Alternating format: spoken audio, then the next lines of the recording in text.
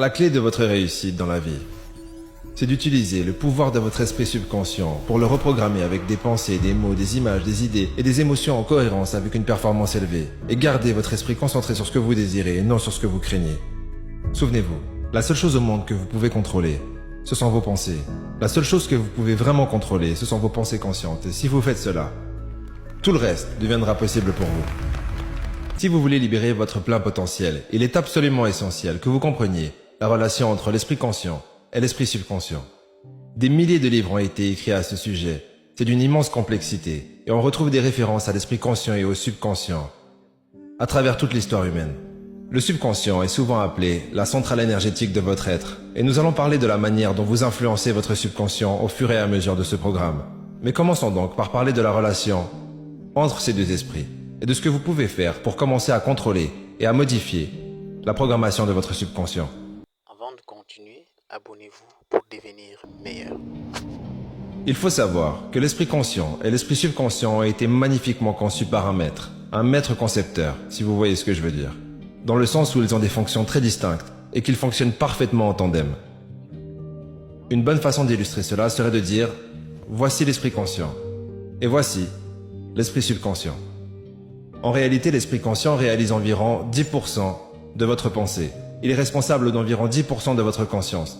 Et le subconscient représente au moins 90% au plus. Quand on parle de potentiel humain et de le libérer, on parle de libérer l'immense capacité et la puissance du subconscient. Alors que fait l'esprit conscient? Eh bien, l'esprit conscient a certaines fonctions spécifiques. Tout d'abord, l'esprit conscient est objectif. L'esprit conscient peut observer le monde clairement, autrement dit avec lucidité, et l'aborder de manière analytique, objectivement, sans émotion. Ensuite, sachez que l'esprit conscient est rationnel. Et il est aussi discriminant. Voici 3 de ses qualités. Autrement dit, il peut discerner le vrai du faux. Il peut analyser. C'est un peu la partie mathématique ou non émotionnelle de votre cerveau. L'esprit conscient a 4 fonctions principales. La première, c'est qu'il identifie les données entrantes. Et ces données peuvent venir de différentes sources. Elles peuvent être des pensées que vous avez ou des choses qui vous arrivent dans le monde extérieur. Disons que vous traversez la rue. Voici votre esprit. Vous traversez la rue et vous entendez le rugissement d'un moteur. Vos yeux se tournent immédiatement vers la droite pour voir d'où vient ce bruit et identifier sa source. Ah, ça m'énerve. Il voit qu'on va traverser, mais il veut pas perdre 10 secondes. Quand vous voyez la voiture, vous identifiez et associez le bruit à la voiture. La deuxième chose que fait l'esprit conscient, c'est qu'il compare cette voiture en mouvement à toutes les autres voitures en mouvement que vous avez vues. Si vous vivez dans une grande ville comme New York, quand vous voyez une voiture, vous la comparez à toutes celles que vous avez déjà vues. Peut-être 100 000, voire 1 million de voitures. Et vos réflexes sont très aiguisés. Si vous vivez dans un pays avec peu de voitures, vos réflexes, quand vous verrez une voiture en mouvement, seront probablement très lents. La comparaison se fait en consultant rapidement le subconscient et en vérifiant chaque expérience passée avec des voitures en mouvement. Pendant que cette comparaison a lieu, vous obtenez instantanément une réponse en retour. Pour être précis, on dit que le subconscient fonctionne environ 30 000 fois plus vite que l'esprit conscient. En un seul regard, un seul bruit ou une seule pensée dans l'esprit conscient peut déclencher instantanément une réaction qui prendrait des heures à être évaluée consciemment. Des heures à être évaluée consciemment.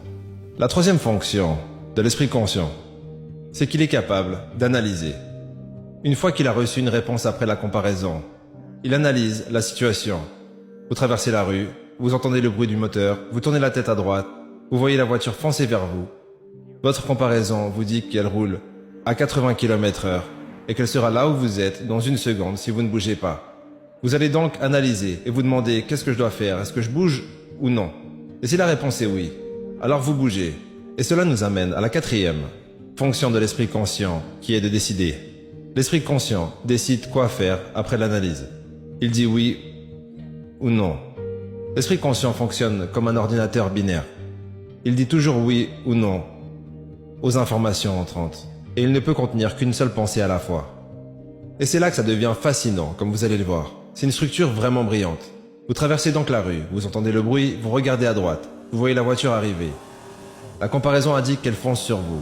L'analyse vous dit que vous devez vous écarter. Vous vous demandez, est-ce que je bouge, oui ou non? Réponse oui. Est-ce que je vais vers l'avant, oui ou non? Réponse non.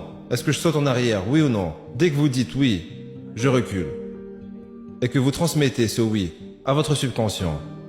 Le subconscient déclenche instantanément tous les muscles, tous les nerfs, tous les tendons, les tissus, pour vous faire reculer hors de danger. Vous n'avez pas besoin de réfléchir. Dois-je d'abord bouger le pied droit ou d'abord le pied gauche?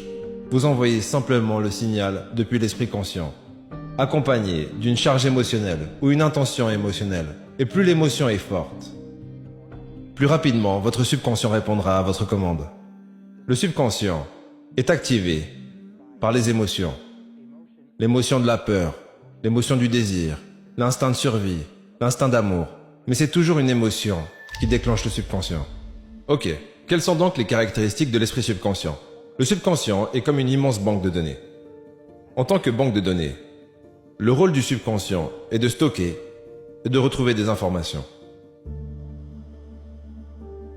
Autrement dit, le subconscient est l'esprit subjectif, dans le sens où il est simplement l'esprit qui obéit, tout comme l'esprit conscient commande. Le subconscient lui obéit. Le subconscient n'a aucune pensée propre. D'ailleurs, l'esprit conscient n'a pas de mémoire. Le subconscient est le siège de toute mémoire. Rappelez-vous, l'esprit conscient ne peut contenir qu'une seule pensée à la fois, alors que vous pouvez vous souvenir de millions de faits. La relation entre le conscient et le subconscient est la suivante. Le conscient est comme un jardinier. Et le subconscient est comme un jardin. Peu importe les graines que vous plantez dans votre subconscient, celui-ci se met immédiatement au travail pour les faire pousser. Dans votre subconscient, vous avez une série complète de programmes, appelée le concept de soi, qui contient toutes les informations sur tous les sujets qui sont importants pour vous, et toutes vos expériences passées et vos réponses à ces situations. De sorte que si une nouvelle situation similaire se présente, l'une des fonctions du subconscient est de garder vos comportements cohérents avec vos comportements passés.